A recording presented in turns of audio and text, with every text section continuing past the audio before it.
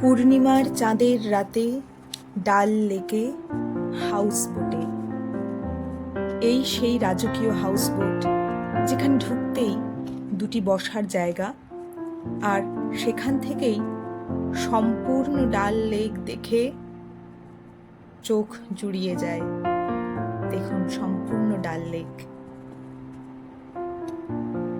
হাউসবোটে রাজকীয় অন্দরমহলে ঢুকে নিজেকে কয়েক মুহূর্তের রাজার রাজা বলে মনে হয়। রাজকীয় আসবাব, দেওয়ালে টাঙানো অপরূপ কাশ্মীরি পর্দা, কাশ্মীরি ছবি,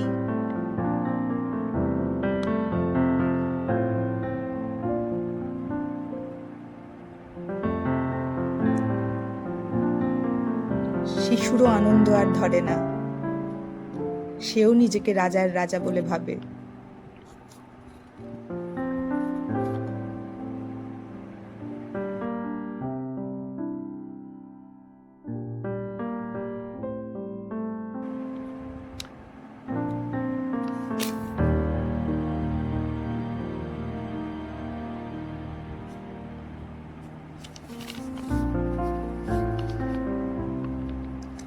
এবার আমরা এই সরু লন দিয়ে রুমের ভেতর চলে যাচ্ছি।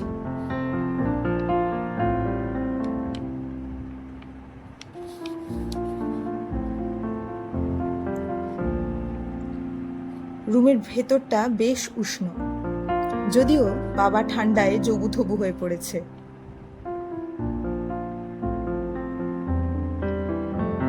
পুরোটাই কাঠের, যেহেতু হাউসবোট। স্নান কক্ষে ঢুকবো।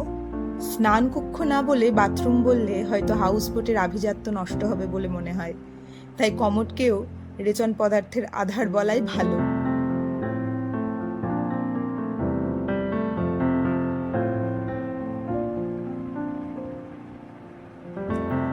রুমটিও খুব সুন্দর করে সাজানো। পাশের কক্ষটিও বেশ বড়, দুটি পালঙ্ক, একটি বড় একটি ছোট।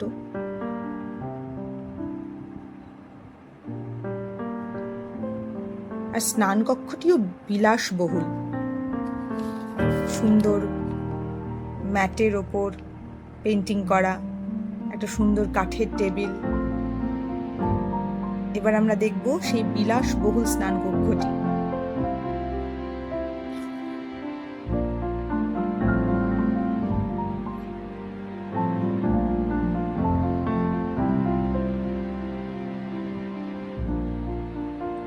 এই সেই আধার, আধুনিক প্রযুক্তি সবই রয়েছে।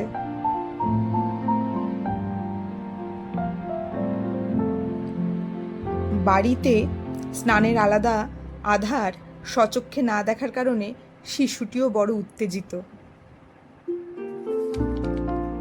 উত্তেজনায় দুই শিশু হাউসবোটের ঘরের মেঝেতে গড়াগড়ি খাচ্ছে। বেশ লাগছে দেখতে।